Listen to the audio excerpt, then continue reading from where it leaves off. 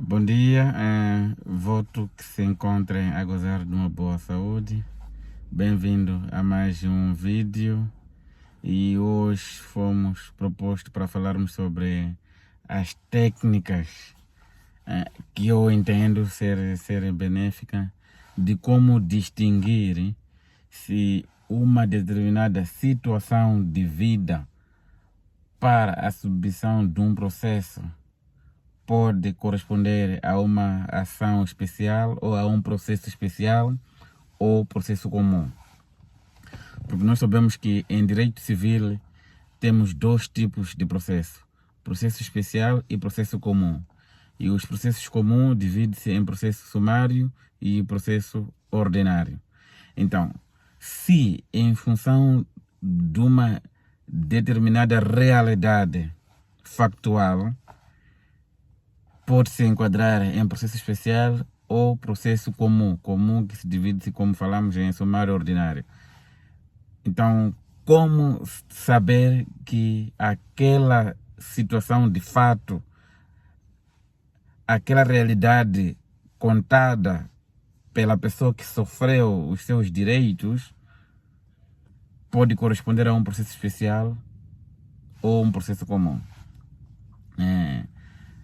A primeira dica que eu dou é: depois de ser contada a história sobre os fatos, por exemplo, um pai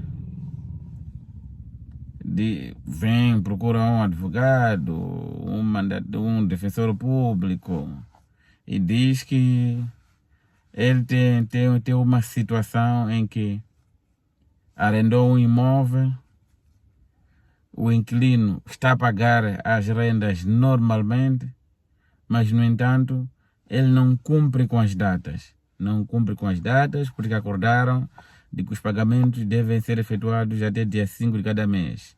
No entanto, o inquilino paga entre os dias 7, 10 e 15 do mês seguinte.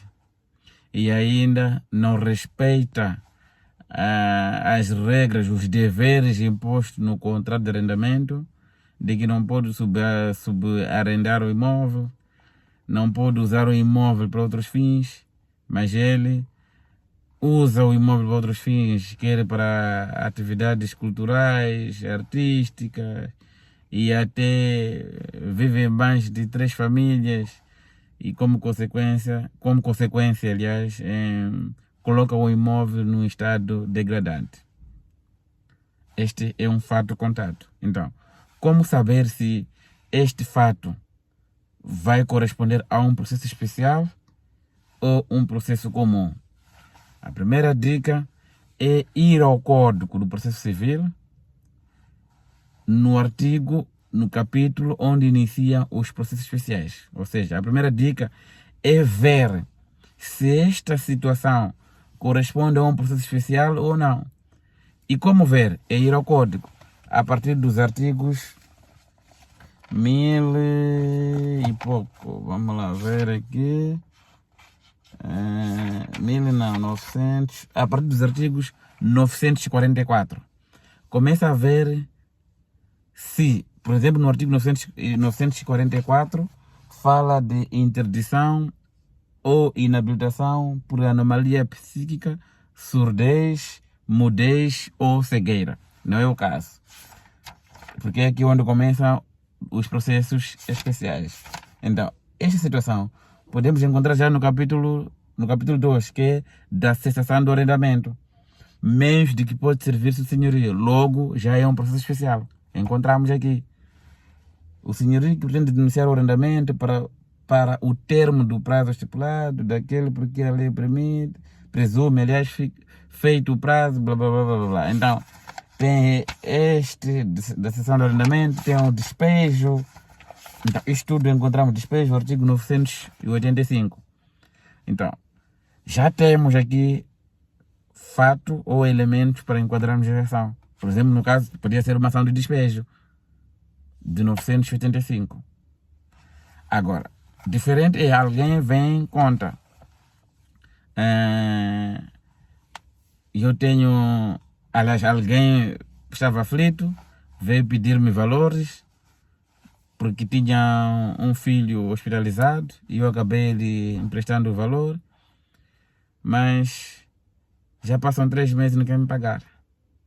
Então eu procuro saber, ok, este alguém depois tem algum comprovativo ou não? E a pessoa diz, não, por ser um vizinho e numa situação de aflição, nem pensei até em pedir alguma declaração para servir como comprovativo, acabei lhe emprestando assim.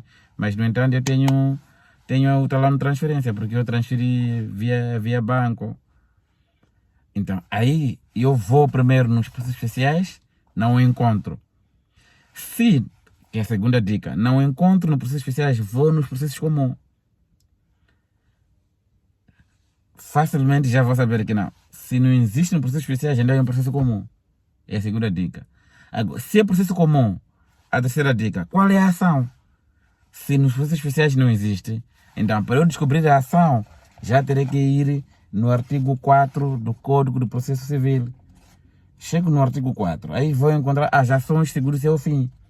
E vou analisar entre as ações do artigo 4, qual que pode ser mais prática de eu usar para esta ação de dívida, uma vez que a pessoa não tem nenhuma declaração, não tem título executivo. Logo vai ser uma ação declarativa. Claro, ação declarativa de condenação, porque ele tem um talão, aliás, tem um extrato de transferência da conta, um extrato bancário, onde ele transferiu o valor para a conta do devedor. Então, são essas dicas que podem nos ajudar em como determinar se uma ação de vida ou uma ação de fato podemos encontrar nos processos especiais ou nos processos comuns. E chegado nos processos comuns, sabemos que vai ser o processo sumário ou ordinário em função do valor. Então, qual é a ação? Que é a terceira dica, e vamos para o artigo 4. Agora, nos processos especiais já é uma vantagem. Encontramos já lá a ação. E o processo já diz que é um processo especial. E a ação já está também lá fixada. Então, em suma, os processos especiais são mais simples de como tramitar em relação aos processos comuns. Então, espero terem gostado da dica. Não se esqueça de sugerir o tema, compartilhar e se inscrever. Muito obrigado e boa semana laboral.